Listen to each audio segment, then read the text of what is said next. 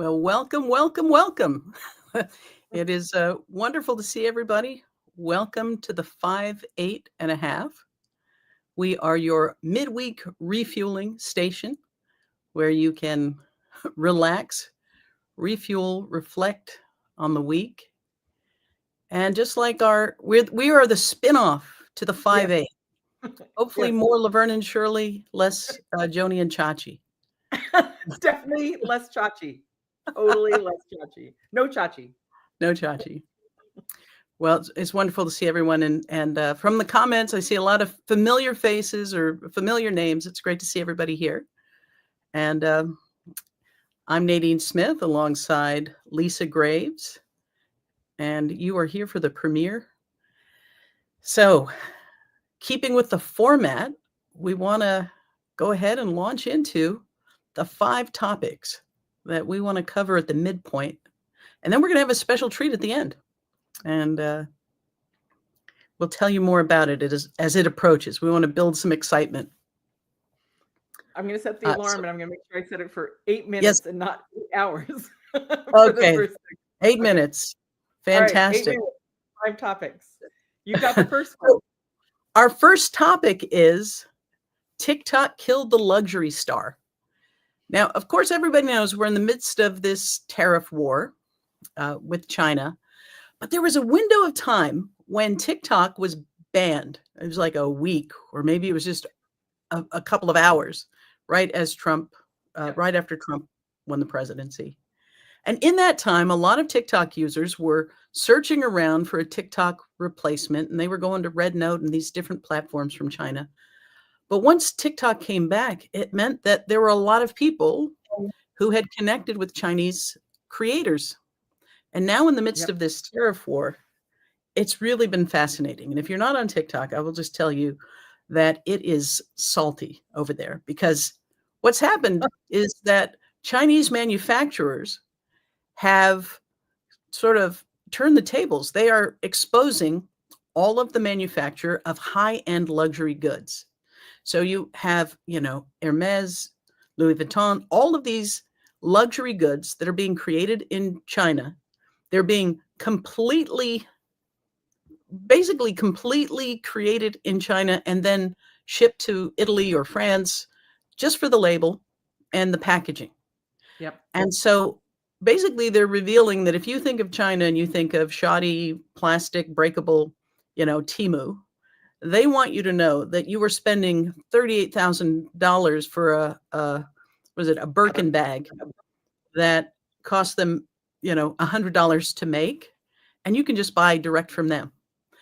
And even with the extraordinary tariffs being put on merchandise from China, you will still walk away with a $500 to $1,000 bag instead of a $38,000 bag, possibly with better materials and better production.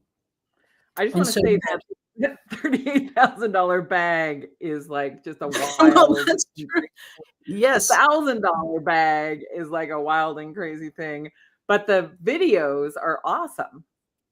They are, because they're not just talking about manufacturing. They're sort of like, hey, listen, don't be mad at us that your companies shipped labor where it was cheaper, and we invested in infrastructure and improving, our lives, and they invested in yachts. So it's really become this fascinating place.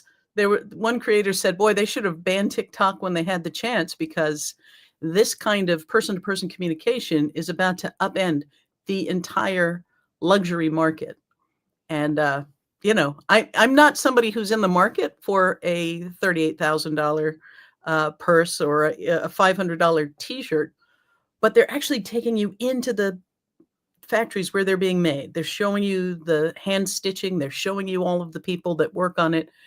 And they're saying, hey, by the way, you can just buy it direct from the warehouse, save this money.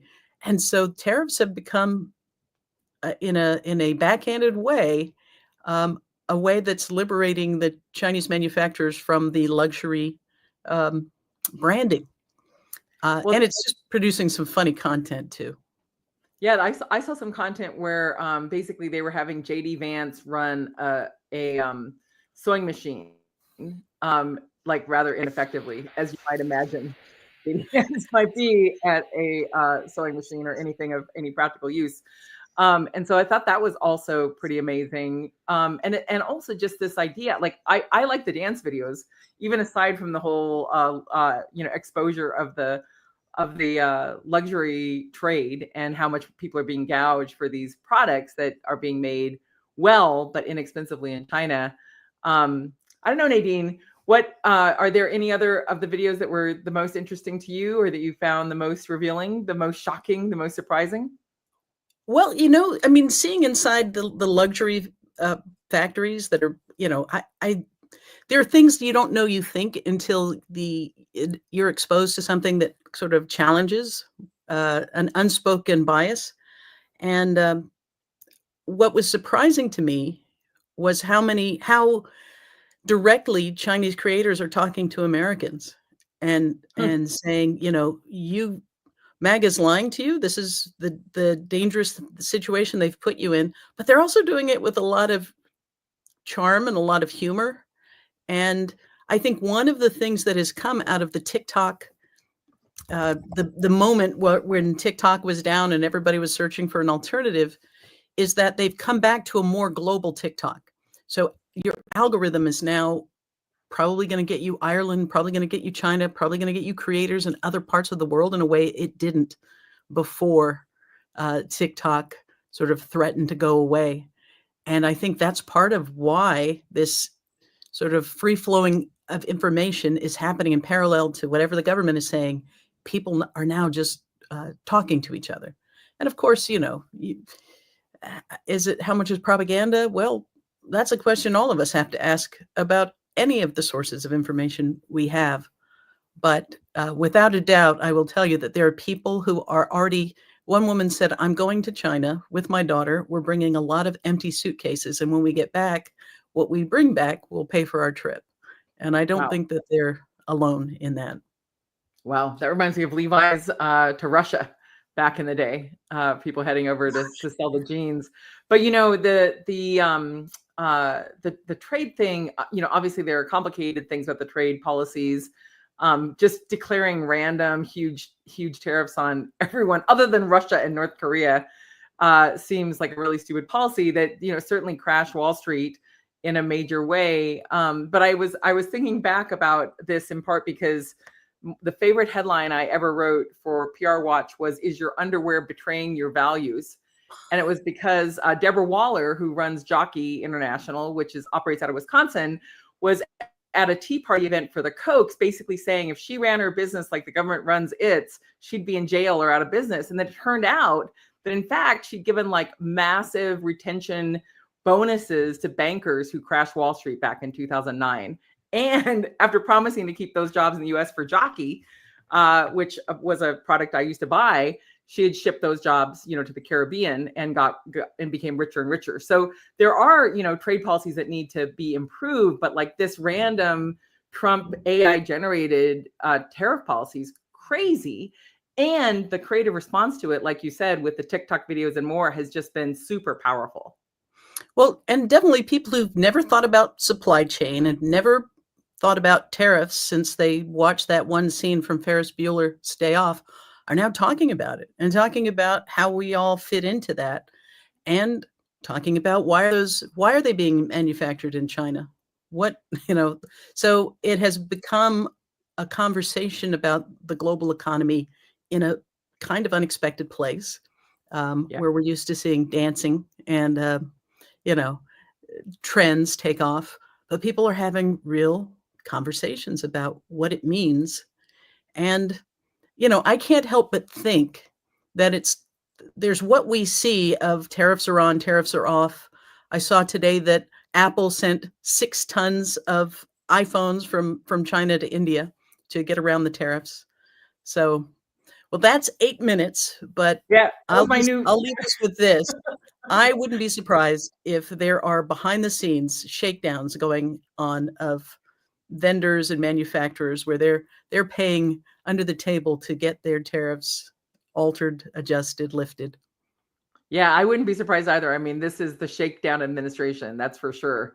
And speaking of takedowns and abuse of law enforcement power and abuse of government power, our second topic is about the effort to assail ActBlue, one of the big fundraising platforms for progressives. Probably a lot of people who are followers have given through ActBlue, and there's just been this incredibly repressive effort to chill donations, but also to attack progressive institutions and more. So Nadine, what are your thoughts about that? I know you wanted to talk about ActBlue. Yeah, well, we know that they're going after every institution. We saw them go after universities and still apply pressure, take money away. We're seeing the absolute gutting of federal infrastructure through Elon Musk and his incel band of coders who are hacking into every system. And this was the one everybody knew was coming because the authoritarian playbook dictates that you've got to go after the organizations that represent the resistance. And so going after ActBlue is about going after organizations, and it's about going after candidates. And we are seeing the way they are weaponizing every system of government to intimidate, to apply pressure. We saw with Harvard where they said, we'll talk about that later, but Harvard rejected their demand that there be basically someone who audits every class. They have a federal overseer, and if this overseer does not like what's being taught in class, that they would have the authority to remake the curriculum. What we are seeing with ActBlue is that same kind of thing where they are threatening, there are accusations of financial impropriety, that they are fabricating ways of tangling people up in the legal system. And functionally, it is a move to impact and circumscribe the fundraising capabilities of Democratic candidates and any progressive or democratically aligned groups. So it is definitely in keeping with their playbook of going after, they're just reverse engineering everything. Like, you don't want an intelligent or educated electorate. So they go after gutting public education. They go after universities. What they're doing with law firms, basically blackmailing them and telling them, you won't be able to argue cases in federal court if you don't comply. And now we will see them using every means they can to hamstring and cut off the ability of Democratic candidates and progressive organizations to communicate, to have access to resources. And there are a lot of organizations that during the Doge purge saw their funding, even funding that they were already approved for, that was already in the portal, shut off in a way that they couldn't make payroll. And so there is nothing that is sacred here. There's nothing that they will not attempt. We saw it in Florida. This may be a strange analogy, but even after, for example, they tried to ban drag shows, and then they said, "Oh, well, they have to be over 18." And when somebody showed up who was, or when they had an event that on the ticket said 18 or older, they tried to take the venue to court and take their license by arguing the font was too small. They sent undercover police officers into the venue to report out any unseemly activity. And the cops said, yeah, there was nothing wrong. They said, well, we don't care, and we're going to pursue their license anyway. So that is the kind of strategy, attitude that they are bringing. And I know a lot of organizations are already braced for impact and are fully expecting to be harassed, for the IRS to be weaponized, for every kind of regulatory intervention to be used to attack. Yeah, when I was heading to law school many years ago, someone said to me, aren't there too many lawyers? And I was like, well, there aren't enough good lawyers. And we're going to need a lot of really good lawyers to litigate the hell out of this. Because, longstanding part of U.S. law is that the government cannot engage in viewpoint discrimination. It can't pick losers and winners. It can't put its thumb on the scale. And it's extraordinary, the notion, just the hubris, the arrogance, the authoritarian bullshit, of this administration, to think that they have some right to go into classrooms and censor what's taught.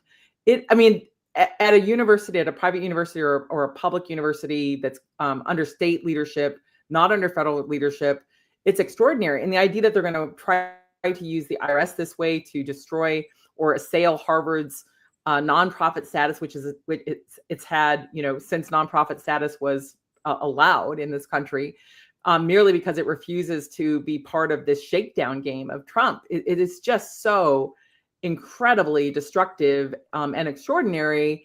And we're going to have a lot of rebuilding to do when we finally push back on this administration and end this brief period of madness that we're watching unfold right now. It's just so extraordinary. But I wanted to add one thing, because I had this epiphany last week when it came to Doge, and how these right wingers are, saying,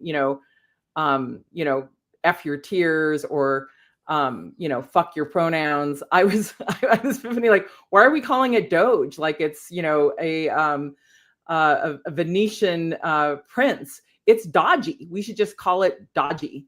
I like that.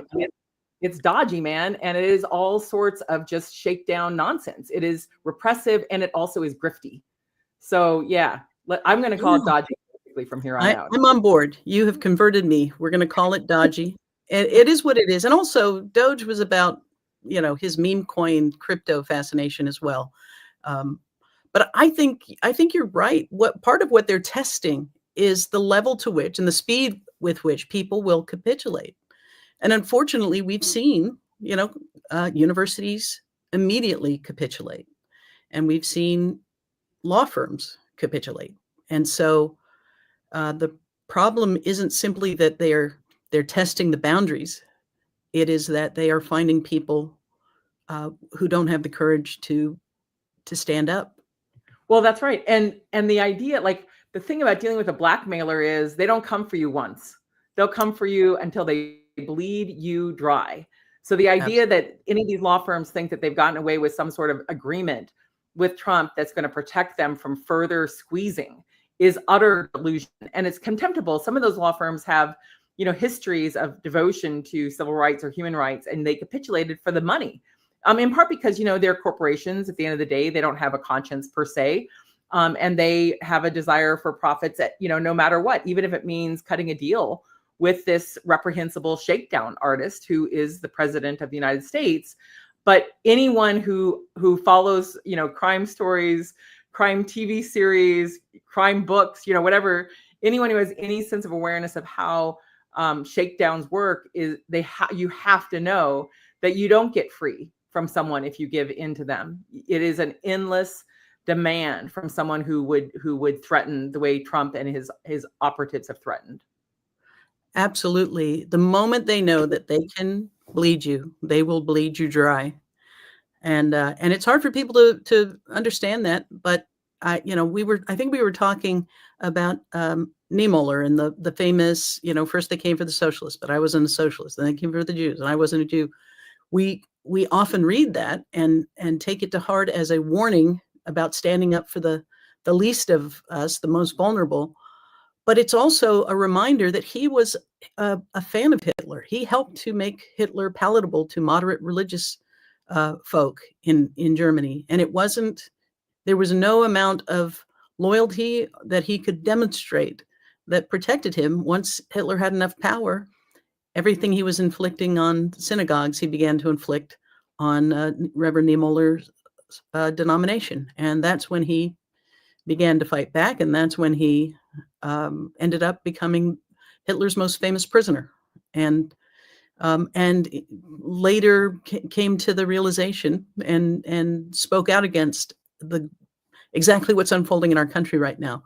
So I think the entire story is instructive in this moment, because it reminds us that there are people who are aiding this authoritarianism and capitulating to it. And he offers the warning that you cannot appease tyranny. Oh, you were muted, Lisa. And now I just did another experiment on what should be my time signal. But we're at the third segment for our guest. And so shall I bring her in and let you introduce her, Nadine? Yes, I am thrilled that we are bringing to the stage Dr. Noliwe Rooks. It is wonderful to see you. First of all, I Hi. just have to tell everybody that she is the author of two books that are really quite timely. One is on the life of Mary Bethune McLeod. Actually, did I get that? Did I invert her name? Mary McLeod Bethune, who for Floridians in particular is a real beacon. And that I was able to interview Dr. Rooks on Wide Awake America. And quite recently, very, very recently, she is the author of Integrated. And it is an examination of the realities behind desegregation. So the one book is A Passionate Mind in Relentless Pursuit, the vision of Mary McLeod Bethune, and Integrated.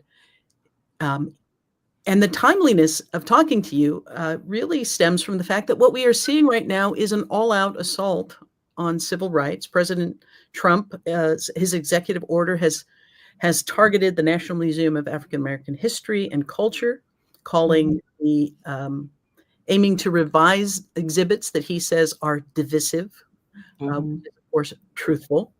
The NAACP has filed a lawsuit against the Department of Education over directives to eliminate DEI programs.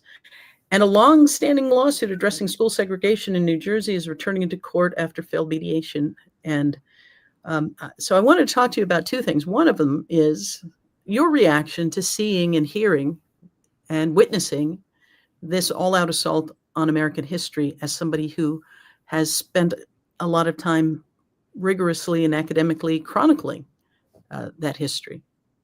Thank you. Thank you for being here. It's such an honor to be here for your first show. Yay. I'm going to try not to mess it up here. I'm going to try to be like engaging, so send you off well. One thing about this moment, I'm sure most of your listeners know Woodrow Wilson, who famously came into office in the 1920s and immediately began to purge the government of Black people, of statues and commemorations that had to do with Black people. It was under his administration that, get this, the Congress literally started to debate having a Mammy statue. Y'all all know what Mammy is, right? Like Mammy Gone with the Wind. But so here at this point, they were like, let's get rid of the actual Black people who are working in the federal government. Let's purge them from any kind of federal service, and let's redo commemoration. We've spent far too much time celebrating the Union and the end of slavery, and let's bring back what was good about it. Now, so far, President Trump has not proposed anything like a Mammy statue. I'm almost sorry to mention it, lest I give I give rise to some new ideas. But the idea of getting rid of Black people from different spaces, firing 4-star generals and replacing them with 2-star, no star, with less qualified people. At the same time that you're making demands about what kind of history, where history can be, what kind of history, calling the truth of history, I think, Nadine, you said true history, but calling it divisive, it is reminiscent. It's more like my research is so engaged in these periods of time. And sometimes I literally feel like we're going back there, like literally. So much is mirroring these earlier periods. It's quite the stunner. Yeah, I just, I was going to say, in watching what's been unfolding, the idea that, they would promote someone to helm the Department of Defense, Pete Hegseth, who has such a checkered past. That's the most generous thing I could say about him. The allegations that he's denied of, roofing a woman, his blowing the cash of one of the Koch groups, Concerned Veterans for America, his time on Fox, basically auditioning for Trump. And then, with someone like that who's so unqualified, so manifestly unqualified to lead the Defense Department, and then they immediately are targeting Black generals and women in leadership positions, and then they run amok in the books. In the books, yeah, taking the Naval Academy. They're like, now let's get rid of the books. Yeah. Yeah. Right, Maya Angelou.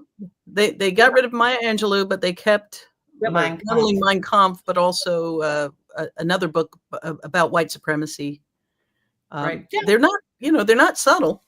We could at It's least this give them idea that. that diversity, it's interesting. I think, Nadine, you said this also. One of the things it's hard to, like, it's a mind meld, mind something that starts to happen is the way they're using diversity. So on the one hand, in the Harvard case, which I'll mention, there's all this stuff about ideological diversity. Like, they want Harvard to pick students to attend, to admit them, to start some new category of ideological diversity without telling us what that means. What does that mean? Like, do you literally mean for every civil rights moment, we need someone who's like, yay Nazis, yay Klan? Like, is that what you mean? Do you mean that people who you think of as liberal, we need to have something called conservative, as if they are not running amok on these campuses already, so-called conservatives? Most of his cabinet, the people who went to Ivy League schools and consider themselves conservative, attended one of these schools. So the way that we're watching these terms like diversity, it is, and even conservative, liberal, to watch them dismantle civil rights protections, education for states. We're now telling states that if you want federal money, you have to get rid of DEI without even defining what that means. DEI means what? Ramps for people who are differently able to get into the school. It means special education. It just means so many different things. It's impossible to comply. I think that's the thing of it. Even if you wanted to comply, even if you wanted to get that money, you'd have to go through some things to even figure out what's being asked of you, I believe. Well, they've done a good job of making it clear that diversity, equity, inclusion are necessary because they have hired the most unqualified people by eliminating all diversity from government. Yeah. And it really, I wonder if you look back on history and there's some other instruction, like I'm thinking about Lee Atwater saying you can't use the N-word anymore, but you can talk about busing, you can talk about welfare. Right. DEI and critical race theory are the modern equivalents of that. But we seem to be moving very swiftly toward the place where you don't even have to use codes or dog whistles anymore. Mm-hmm. Mm-hmm.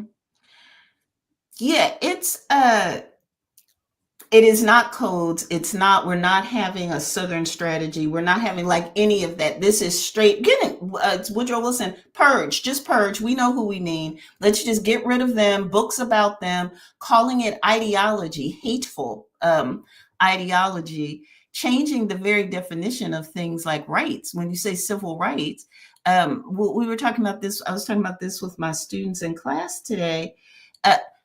What has to happen for people's minds and psyches to sort of catch up with these definitions of civil rights that we're now having to figure out? So it now means if you have any kind of programs that get rid of barriers, and you can't do that. And if you in any way advantage anyone but white people, it may be white men, because apparently there are two genders now. And so you have to be one or the other. That's it. You're considered racist or against the law or against civil rights. And they were really saying, even again, like I was saying before, even if they want, if they don't want heat, they don't want drama, they want to try to figure out, how do I keep my head down as an 18-year-old and just move through this and get employment at the end? They're not even being given enough guidance about what and who we mean beyond feels. This just feels like they mean these people, other than Black people. Like, we know they mean Black people that they want to get rid of. But other than that, it's a moment that I really do feel, for somebody who spends a lot of time with young people who are figuring out who they are in the world, and measuring themselves against history and the present and what they've been taught.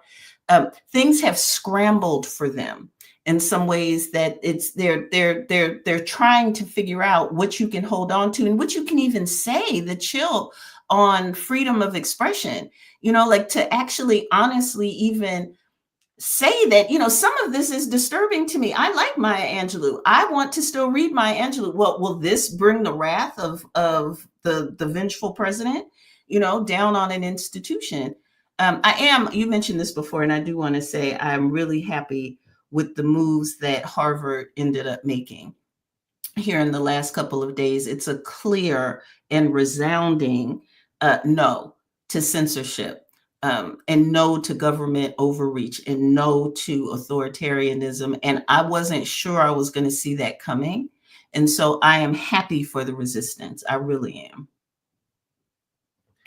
Yeah, I do think that there are some real beacons of hope in the midst of these, really difficult times. But it is astonishing just the speed and stupidity and just outrageousness of some of these actions. Like for the National Park Service under Trump to delete reference to Harriet Tubman and to downplay slavery in the description of the Underground Railroad. It's so counterfactual, it's so offensive, it's so grotesque. And then and then for a period, although they claim to have restored the website pages, but for the Pentagon to delete Jackie Robinson and his service to this country, to delete the reference to the Navajo code talkers whose language helped protect the United States from the Germans during World War II, to delete the reference to the Native American heritage of one of the brave men who survived the slaughter of Iwo Jima, to raise that flag on that island, our flag on that island.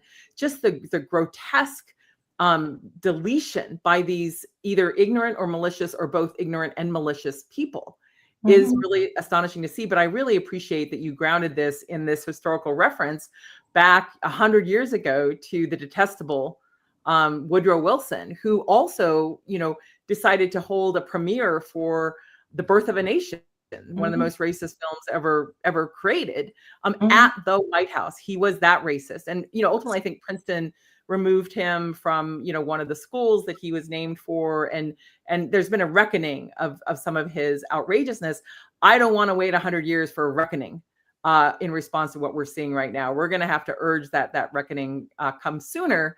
But Noliwe, I wanted to ask you about your book on integration, because I, studied this issue as a lawyer, and Brown versus Board of Education, and the slow walking of the integration orders, and then ultimately the failure of the federal courts in that Milliken versus Bradley case to integrate Detroit by basically allowing the white suburbs with white flight to be impervious, and how that really was a failure to keep the promise of Brown. So I haven't read your book yet, but I'm looking forward to it. I wonder if you could share with our audience a little bit more about that book. Oh, thank you. Yes, of course. Happy to talk about my book. It's a look at Brown that was occasioned, in school integration, that was really occasioned by my coming to discover that Topeka, Kansas, which is the namesake of the Brown v. Board of Education, or Topeka, Kansas Board of Education, was actually a separate but equal state. And I had not somehow learned, this is my third book that I've written about education, and yet I just learned that Black people in Topeka fought the NAACP for a good 20 years to try to keep their schools separate but equal. And I had never really heard that had happened. And in thinking about what that actually meant, the slow walking that you mentioned of implementing integration. So 1954, it's illegal to have dual school systems, one for Black people, one for white people. People have to be able to remove the barriers so people can be in here together. But what ends up happening is, instead of integration, they come up with desegregation, where they just want a few folks in white institutions. But because we were going for integration, Black schools, Black teachers were fired, Black schools were closed, because we weren't going to need them anymore. The white schools were better, and now Black children are all going to be going there. And so over a period of 10, 15 years, I talk a lot about Florida, in Pinellas County, Florida, and that story is where my grandparents were teachers in Clearwater.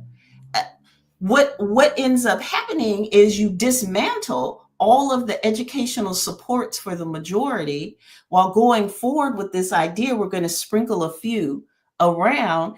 And then integration, wholesale integration never actually happens. It's not allowed to happen. It's going along pretty well. Like you said, Milliken is a problem. And then they start, people start saying, well, we don't want it here in North Carolina either. Well, we in Seattle would like to get out from under, like thinking about this too. And there's a wholesale retreat from the idea of integration. And you still have Black children overwhelmingly being educated in poor, underfunded, segregated schools today, at levels that rival about a decade after Brown, not the same as pre-Brown, but about a decade after Brown, levels that rival it. And there's not those supportive communities, those supportive teachers that can at least step in while we figure out what comes next to aid integration. So it tells that story through my family history, my grandparents, my father, me, and my son. And Noliwe, you said something that really just stuck with me. And you were talking, we see these images of, Ruby Bridges. We see the images of children being escorted into class by, National Guard. Mm-hmm. We see the angry mob behind them, the angry white mob behind them, yelling at them, spitting on them. Mm-hmm. And we sort of hold those up as these symbols of bravery and resilience and commitment of civil rights. But rarely do we think about that child being forced into a circumstance where they are not loved and they do not feel the love that they experience in their community. And I so appreciate that you, again, ground us in the actual experience of failing to live up to the promise of integration and instead isolating some kids in spaces where they are under constant threat and constant fear. Yeah, too often when we talk about, and I think those kids were very brave in a lot of ways, but as you said, Ruby Bridges, who is 6 and integrates a school in New Orleans, she sits in a classroom by herself for a year with her teacher because none of the parents in the school will allow their white children to sit in the class with her. Like the overwhelming kind of isolation that she went from a community school with teachers, playmates, where she was doing well. I mean, she was 6, but she seemed to be well-adjusted and having a good life, to becoming this kind of martyr. But it requires, like, isolation is something that we do to prisoners. Like, isolation is a kind of punishment. And you took her from a vibrant community, put her in this school, and then we say, yay, that was great. And the kids in Little Rock, Arkansas, the Little Rock 9, where they call out the 101st Airborne, like battle-hardened military people who had just seen combat in Vietnam, to get these 9 children into a school. And once they're inside the school, the soldiers stay with them for the first year. They stayed with them for a year. They followed them around in the school. And still, people threw dynamite at them. People threw acid in their face. Teachers attacked them in school in front of these soldiers, and the soldiers were told not to put a hand on any white people, that they were just there as deterrent, but they were not there to actually protect these children. It was so, the resistance to wholesale integration was so pitched. I mean, there's a term, massive resistance, that arises after the 1950s. But I think it's an interesting way I think it's a useful way to think about this period that we're seeing now. To think about who are these people that's not just the administration, but who seem comfortable with schools that are free from Black people, or certain classrooms, the higher performing classrooms, the more rigorous tracks, that we're comfortable in this day and age with them being free of the Black presence. And so it's what we're seeing at the federal level is certainly far and away. I am not trying to equate the decisions parents make about what to do with their kids with this bullying that we're seeing and this purging. But I think it's a first cousin. I don't think it's the same thing, but it's their kin. The level of comfort that we have with all white educational spaces, and without really thinking about how did they come to be such, how are they maintained in that way. And so those are some of the questions my book is asking us to think about. Well, I really look forward to reading it. I felt so fortunate at the inauguration for Barack Obama in 2009. I was seated behind the Little Rock Nine, the surviving Little Rock Nine, who, Oh, wow. integrated the schools there after the Democratic governor back from that period.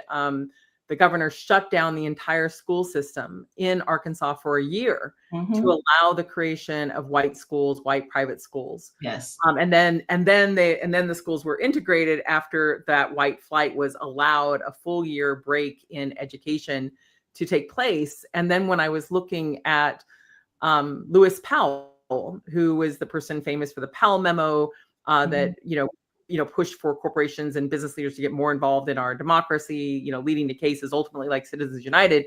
Lewis Powell wasn't just a tobacco lawyer who tried to stop the regulation of cigarettes. He was actually the lawyer to the Richmond School District in Virginia as it was contending with the Brown versus Board of Education order. Oh, wow. And he was behind helping to create these scholarships for white kids to get out of the schools of Richmond. So as you point out, there was this just absolute massive resistance from the get-go. And then some of these people had kids and maybe grandkids, and their reaction to the election of Barack Obama, a moderate president of such extraordinary character, that they would respond by electing someone so unfit and so manifestly, into making these racial dog whistles and more. And now this purging, it's just an extraordinary reaction. But those racist reactionaries have always been with us. They did not go away, and they did not concede defeat after President Obama was elected. And so your book, I think, is I'm certain from your description, sheds really important new light on these long chapters of our history of failing to meet the promises of equal protection of the law. Thank you. And I will just add to this that the resentments that have been uncorked by Trump and how they are fueled using desegregation as the fuel. We are living with that right now as well. And it is also important to remember that Ruby Bridges is still alive. She's very much still alive. She's only a little bit older than my oldest brother. This is not ancient history, and the people spitting on her and yelling horrible things, and the classmates who wouldn't sit next to her are still alive and still voting and still speaking into the common space. I saw something where Trevor Noah said, it's really amazing. I talked to white South Africans, and it turns out none of them ever supported apartheid. Isn't that wild, right? And that sort of collective amnesia. So I appreciate your book because I think it challenges some very simple mythology about where we actually are and the path we've actually taken. And the only way to address these things is to look that history, squarely in the face. I know we're going to move to another segment, but I just wanted to ask you if there's anything else, whether it is, Mary McLeod Bethune or anything else that you look at and you say right now there are lessons that we ought to be taking from that history. One thing that I will say, I remember during the first Trump presidency, it really seemed like he was intent on just undoing anything President Obama had done. Like his whole first 6 months or whatever was just, we're going to undo this. Like we're just going to undo that. One thing, and I wonder how intentional this was on their part. The way that in the South, at least, that school integration, that what broke the back of the massive resistance, or began to, was President Johnson decided to withhold federal funds from any school districts that maintain dual tracks. They had tried all manner of resistance strategies up to this point. In 1964, though, Johnson says, all right, look, we're just not funding you anymore. And this begins a chain reaction. It's not immediate. I actually integrated Pinellas County Schools in 1972. I went to Skycrest Elementary, which was the first year in Pinellas that schools were integrated. So it took a minute, but 1964, Johnson saying we will use the power of the federal government in the purse to bring these rights into being, and to watch that happen now in the reverse, right? To watch then the Trump administration basically do the same thing. We're going to break the back of civil rights law. We're going to break the backs of higher education by denying them funds. But denying them funds in a way for laws. The executive orders are not laws. We have not, the Congress, no one has repealed actual laws here. It's just this sort of reinterpretation based on new people coming in, and then using the power of the purse to shore up a idiosyncratic kind of understanding of what America should be. I find this an odd symmetry. But on the one hand, you're shoring up rights. The Supreme Court said that these are the things that need to happen, and so you have to use this club to do what the Supreme Court said. On the other, you're going into private institutions and telling them who they can hire, how they can hire, what they can teach, and then going into the public schools and the ways that he's using Title I funding and other government funds. And Title I funds are for the poorest kids, the kids who are in poverty. The way that he's using that to those funds to actually deepen segregation, to harm more people, to take away government supports.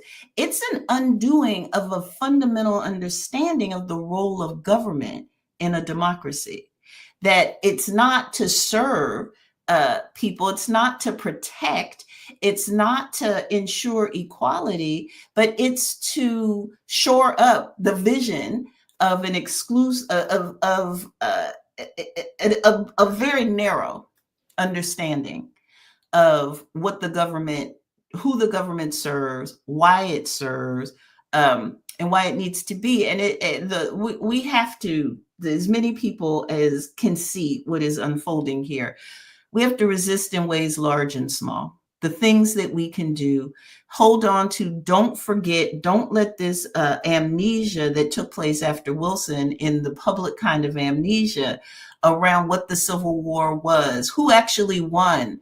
There was this whole, we cannot let that happen here in this moment. We fought so hard and so long for some sense of equality, and we weren't perfect. But we at least believed in equal protection. The law provided some kind of relief for equal protection.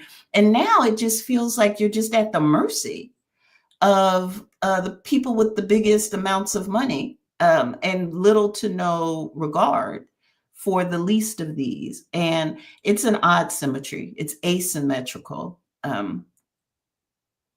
And I just don't even know what else to say. But we should notice. We have to notice, and bless y'all for talking about it, for making it a topic of conversation and being brave enough to dig into it. For your first podcast. Yay. Noliwe, thank you so much. I hope people will read both books. They're tremendous. And you have a website, Noliwe Rooks. .org. And folks can follow you there. They can find your books and follow you on social media. We're thrilled that you joined us for our premiere show. Yeah. And you're welcome. You are absolutely welcome to stick around as we move to something that's sort of a great segue from what you were talking about, because this is about the absolute elimination of due process, an absolute, end run around the Constitution, and really something that is precipitating the constitutional crisis that I can hang out, sure. has been I got gunning for. So, 10 minutes. by all means, stick around for this next topic. And Lisa, I'm going to send it your way. This is the Kilmer versus the United States. It's Kilmer and us versus the Trump administration. Thank you so much, Nadine. And I really want to talk about this because it is really an outrageous thing that's happening, and it's more than outrageous. It's extra constitutional, not in a good way, not super constitutional, but counter constitutional. The Constitution, expressly says, is my Constitution I carry with me at all times. It says that no person shall be denied, deprived of life, liberty, or property without due process of law. And this is a fundamental violation of due process of law. And that Constitution says persons, not just citizens.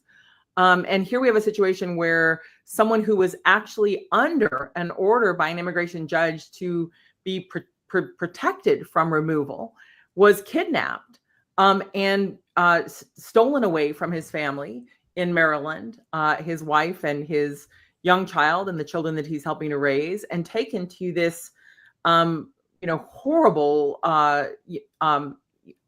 inhumane center in El Salvador. I'm not going to call it a prison because I think it's far beyond a prison. I was looking up the details of this CCOT, this place that he's been taken. It's designed to hold 150 people in a room, where each person has 6 square feet of space. And 6 square feet of space, I was measuring it because it's actually smaller than my desk. It's 3 feet by 2 feet. And, when I see that description of the amount of space a person has, it's not just that that's the amount of space a person has in this 150 person prison cell. There's 2 bathrooms, 2 toilets, 2 sinks. There's metal, what they're describing as beds, but they're really shelves, up, 4 up the sky, basically, with no blankets, no pillows, no mattresses. It's 24-hour day artificial light. It's no access to an attorney to make a call to the person you love, or to even talk to a congressman or a senator who comes to the country to try to find out if you're okay. No access to human rights observers or the like, but access to people like Kristi Noem, who goes there for sort of prison pornography photos of herself with human wallpaper of these prisoners behind her. Just really morally grotesque behavior by someone who we already know is morally repugnant. In her own autobiography memoir, bragging about the murder of a puppy. So this is someone who has sociopathic, psychopathic practices that she's admitted to, and then she goes to celebrate this prison at a time when this sort of torturous prison, at a time when the United States government is facing court orders to return someone who was taken without due process of law, who they have no evidence was involved in gang activity. They have, in fact, a court order to the contrary, saying that he cannot be removed to El Salvador. And when you look at the so-called evidence they have, it's a corrupt police officer relying on his own fake, or sort of judgment, supposedly, but he's been demoted since then. And he is claiming that this man is a member of this gang because he wears, he's a fan of the Chicago Bulls. He had a hat for the Chicago Bulls. It is just the most outrageous notion that they could just declare someone a terrorist and remove them without any process of law. And then you've seen in this most recent, sorry, I'm on a rant now, but you've seen in this most recent appearance by the dictator of El Salvador. He was elected, but he describes himself as this popular dictator, Bukele, who came to the White House and had the fawning of Trump and Vance and company over him, where, you know, Trump basically said within the hearing range of the mic that he wants to send, quote, homegrowns, American citizens, to this hellhole without process. And then the Trump administration claims it has, quote, no power to get him back, despite the order, a unanimous order of the Supreme Court, no power to get him back, even though we're paying Bukele to hold him and to hold these people. It's our tax dollars. He could in an instant ask for him back. He refuses, but he didn't refuse to get those rapey guys, the sex traffickers in Romania, returned. Right. Andrew Tate and his brother. And the Tate guys who were accused of human trafficking, of sex slavery, immediately got that government to return them to our shores, these predators, accused predators to our shores. And so some people have been saying, oh, now we're in a constitutional crisis. Well, we've been in a constitutional crisis since John Roberts intervened to keep Donald Trump out of jail last summer. But we are in another phase of this constitutional crisis because we now have open defiance of an order of a unanimous Supreme Court. That court order was particular to due process, to being able to have due process. I think the court was wrong to suggest that this Enemy Aliens Act was ever intended, or by its language applies to a gang. It's by its term applies to countries we're at war with, and we're not at war with Venezuela. And you can't actually be at war with a gang. It's not a sovereign state. So that should have never been allowed to proceed. But they did agree that at a minimum, there needed to be due process. And that's too much for this corrupt and immoral administration. So I don't know if either you have thoughts on that, but those are some of my thoughts I thought I'd share on this segment of our 5, 8 and a half. That's absolutely chilling. It's absolutely chilling.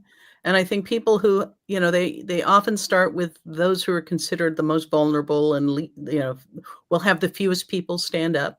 But once they sharpen that sword, it's coming for everybody's neck. And yes, the hot mic picked up Trump saying, we're going to need a whole lot more. I think he maybe even said specifically 5 more of these installations for American citizens. And this is a line that once crossed is the thing that will accelerate capitulation if we do not get as vocal and as visible as possible in pushing back. Noliwe, what were you gonna? It's hard to know what resistance to this looks like, right? In a way, I mean, saying no or what, but you're seeing people.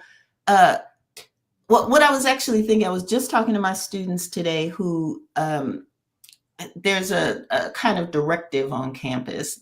It's not a rule, but kind of directive that if you are traveling, if you're getting on an airplane, not even internationally, you should maybe let the university know that you're traveling, because things are moving quickly, things are escalating. And there's directions to always have ID, whoever you are, citizen. And it feels gross. That very scholarly term, gross. It feels gross, as we were talking in class today, to be making these distinctions between, even if you're a citizen, right? You should have something identifiable, and not just identifiable, but something that says your citizenship is the U.S. And so we were pulling out driver's licenses to see, does it actually identify your country of citizenship? Should we be carrying around passports? Should we have, you're talking about papers, right? And producing acceptable papers on demand, and then hoping that they don't disappear, hoping that they're not torn up, hoping that before you're shipped to a out of the country, that someone will acknowledge your citizenship. And again, what's gross about it is we should care whoever is being challenged. Due process doesn't just apply to U.S. citizens. The whole idea, the whole structure of the law is being trampled here, but we're caught between how are we, as again, this is just us talking today, like what is a decent response and what do I need to do to stay safe? And that's real. At the same time that you want to resist, that you want to tell the immigration person, no, you don't get to take me or give me back my ID or take your head. We know what happens when you resist the police. Some of us well know what happens, what kinds of protections are or aren't there for you but before this presidency, when you resist the police. Between that, though, and if you don't resist and assert your citizenship, you really may end up in a very scary place without access to due process, without access to a phone call, where your organization or institution needs you to let them know you're traveling because you can disappear. It's a real moment. It's not even a moment. I don't have language for the precarity. It feels like it's very precarious. And I've heard women, this is the last thing I'll say, I've heard some women who are worried, women in particular were worried because a lot of these videos that we're seeing of ICE agents, when we get the little cell phone videos of them accosting people, they're not always wearing anything identifiable. They're just like dudes dressed in black who are walking along the street and all of a sudden are slapping restraints on them. And I'm sure a lot of people that I've talked to, women who are particularly terrified by this, because how do you know who has jumped out of the van and is accosting you? How do you know it's not a serial killer? But we are in this moment where you have to submit. And it's just worrisome. No, it really. Anyway, when Lisa pulled out her Constitution, of course, I thought of Mary McLeod Bethune talking about how membership in the organization requires you to read the Constitution and understand backwards and forwards what your rights are. Just to add, I think, to these kidnappings, they are selling ICE windbreakers that look very official. It's one of the most popular things that is being sold. So when these guys jump out without any sense of needing to identify themselves and snatch people up off the street, I think we have to resist in all the ways available and look out for each other. We've got little red cards that we keep near the door, but the intention is to make sure people know their rights, because once they get you out of the space where the public can even track what is happening to you, it gets scarier really quickly. So I think this is one of those moments where we all have to understand we have an obligation to collectively use our power to videotape, to capture, to call these people out, to post their pictures, because these people, they belong to communities, they belong to families, they are somewhere in this world, and there needs to be accountability for the kind of dystopian world that they're trying to create around us. Yeah, that's right.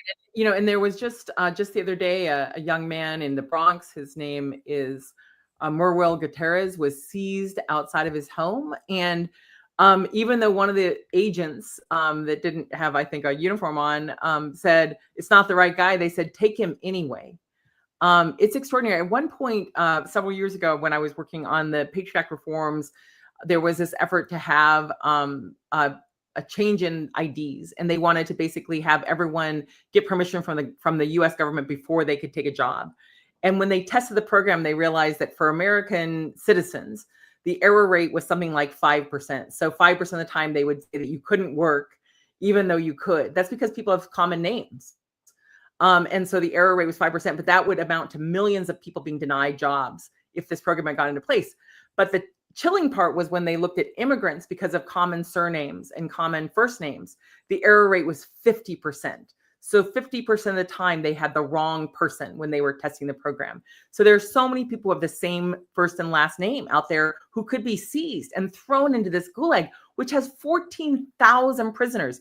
Each of these 157 person cells, 14,000 people in that facility in El Salvador, bigger than any U.S. prison, bigger than the biggest prison in Louisiana here in the United States. And so it is a tremendous risk to all of us the longer this thing is allowed to continue. And so we, have to take steps to continue to show up and speak out for the, as both of you described, which leads us to our fifth segment, which is Let Freedom Ring, which is an opportunity coming up this Friday. There's a website. We'll put the website into the chat. I'll do that in just a second. But Let Freedom Ring is basically an effort to enlist churches and other places with bells, including lighthouses, into commemorating the ringing of the bells that began the British invasion of the U.S. back during the American Revolution at the Old North Church, with the historic but mythological ride of Paul Revere. This idea of ringing the bells to let freedom ring, to stand against this administration. That's on the 18th. And then on the 19th, there's another stand out, stand against, nonviolently stand against this administration's destructive policies. And so those are two of the things that I've been watching that are coming up in the next 3 to 4 days.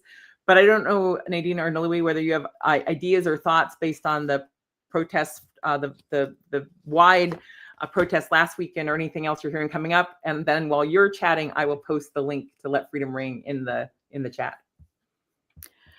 Well, I mentioned Reverend Niemel earlier in the show as a way of saying, anyone who thinks that their faith or their community is going to be spared is simply not a student of history. If they don't think you're vulnerable yet, they will simply build enough power until they have the power to disregard your rights as well. And I think there are a lot of people leaving MAGA folks, or people getting that wake-up call that they don't care about you. People who lost their jobs in the federal government, people whose farms are about to be taken. And so I do think it is important, especially as white nationalism wraps itself in Christianity, to see houses of faith making it very clear that they do not speak, this administration does not speak for them. And I think the symbolism of ringing the bells to signal the approach of an enemy is a really powerful one. And right now, I think symbols, they matter.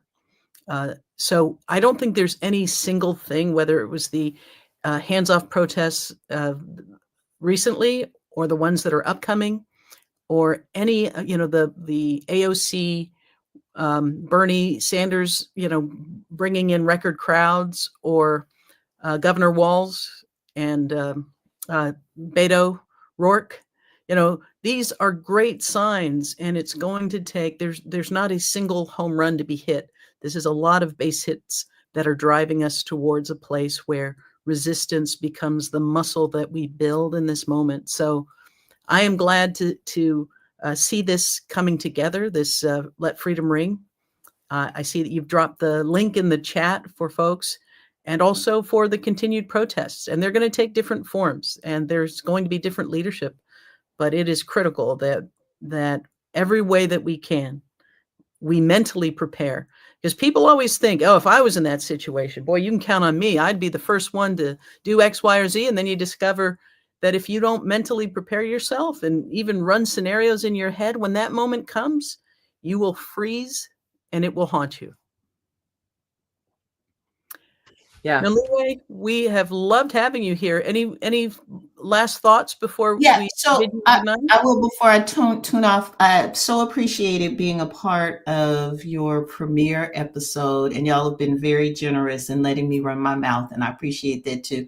One thing, you've mentioned my book on Mary McLeod Bethune a couple of times, and studying her, a Black woman in the South, who before Black people were understood to be citizens. In the mid 20th century, she died in 1955. And one of the sort of North Stars, the visions that she had for how you keep communities safe, was really to be as hyper local as possible. And I think in this moment where I'm constantly hearing people talk about the federal government, I'm constantly hearing people talk about the national, which is important. All the drama coming to us is coming from Washington. It is absolutely important. But in thinking about how we build those bonds, how we build community, how we find like-minded people, I think it's going to have to be local as well. I think we're going to have to use the same kind of energy that we use to focus outward, to look at our communities. I don't know a ton of my neighbors, but not well enough. Haven't been in my house. I don't go to their house. We say hi and bye on the street. However, I think that we're coming to a point where you need to know who your neighbors are. You need to know what are the things in that community, in your neighborhood, that are important to people. And you need to know who you can reach out to, and who will reach out to you as you think about and strategize and plan for ways to keep us safe, big as safe, little as safe, like to withstand the moment that we're in, and whatever else is coming. So my final thing would be is be like Bethune. Think about your neighborhoods. It's scary often to reach out to people. You see them, but you don't actually want to talk to them. I mean, that's just me. That may just be me.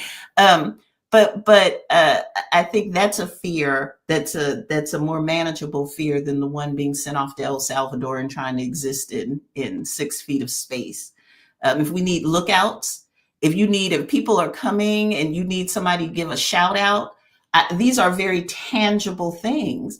If you have some space or some extra clothes, or there are people gathering places who are not safe, are people gathering their families? Like, those are the kinds of things I think we need to find out, provide mutual aid, but just be in touch and be aware of our communities, writ small. Thank y'all so much. Thank you. Thank you so much. And we've got one last segment. Thank you. So do you want to kick it off, Nadine? I will. That gave me chills. And I think it's, I was thinking about that neighborhood that came together. They literally formed a human chain to stop ICE from dragging away one of their neighbors, who I think ran a food truck. And every time a new person added their arms to that link, it became more and more intimidating, and ICE went away. And I think about that as we ponder how to be hyper local.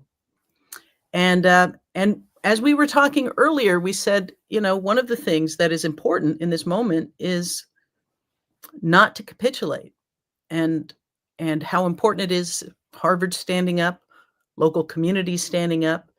And I think it's important for us to acknowledge when people refuse in the face of great pressure to bend the knee to Trump as king.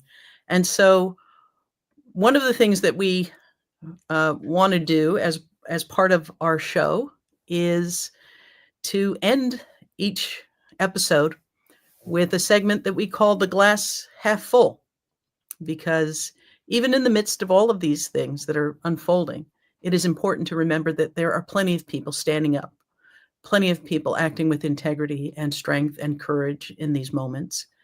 And it's important for us to celebrate those so that we can internalize what it is, even especially when it's scary, to stand on those values. And so our glass half full today is, yes, here we go. We raise our glasses of whatever beverage you may be drinking to the lawyers who didn't flinch. Over 800 law firms and legal organizations have signed a court brief denouncing President Trump and his executive orders that have been targeting law firms. Now, we have watched some major law firms capitulate to Trump in different ways. And so having this collective action, it represents a significant moment of solidarity, a significant moment within the legal community. And I have a feeling that when you begin to see Harvard draw a line that Columbia refused to, when you see 800 law firms and legal professionals draw a line that some of the bigger names refuse to, it begins to build the ability for others to stand tall, to push back, to not capitulate, and to know they're not alone. And so tonight, our glass half full, we salute those law firms that refused to cave to Trump.